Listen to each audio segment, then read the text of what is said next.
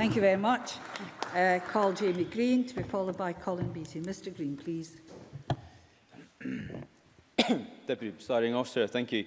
I'm very glad that the Cabinet Secretary mentioned digital skills in his speech today, because as many as 1 million Scots face social inequality because of digital exclusion, according to the Carnegie UK Trust. And the growing digital divide between those with internet access and those without is felt most acutely in Scotland's remote and rural areas, with far-reaching social and economic consequences.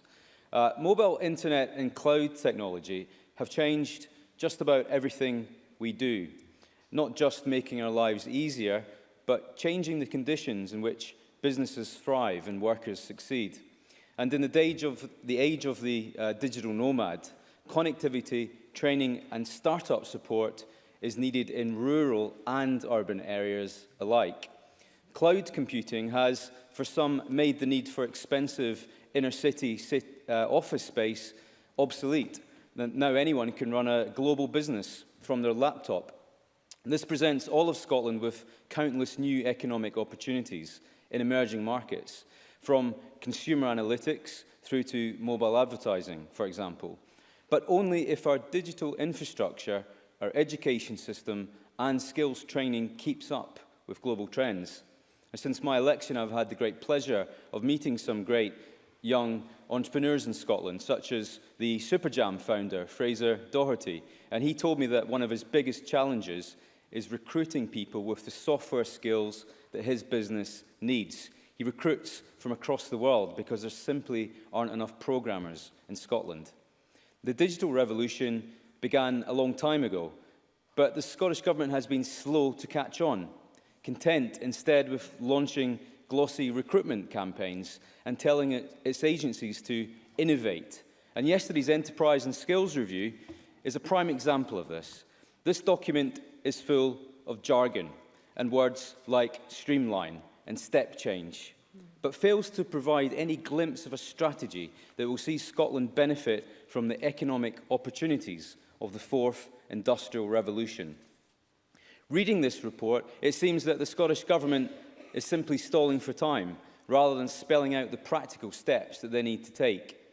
This document talks about innovation, and I quote from it: "We want Scotland to be a place where innovation is an intrinsic part of our culture, our society, and our economy."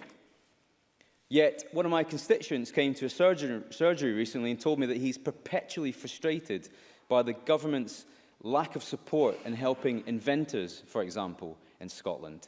This document talks about skills provision, but how can we raise up a workforce of tomorrow when 17% of Scottish schools have no computing specialist whatsoever, and 30% of Scots still lack basic digital skills? My colleague referred to the lack of computing science teachers in Scotland. This is a really important matter.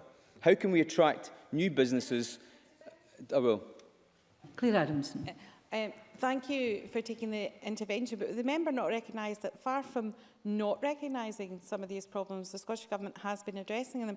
Indeed, the willingness to have STEM, advance the STEM Ambassador programme, work with partners, bring other people in, is all working in that Short area. and nippy, please. Short and nippy. Mr Greene. I take on board the point that STEM subjects are important. However, a lack of computing teachers in Scotland has an immediate effect on skills available to employers. How can we attract new businesses to the rural communities when they are often the last communities to benefit from the rollout of high-speed broadband? Audit Scotland's recent report highlighted the lack of measurable targets and clear strategies set by the Scottish Government for its agencies. The report emphasised that it's not always possible to measure how they contribute to the delivery of the government's overall strategy.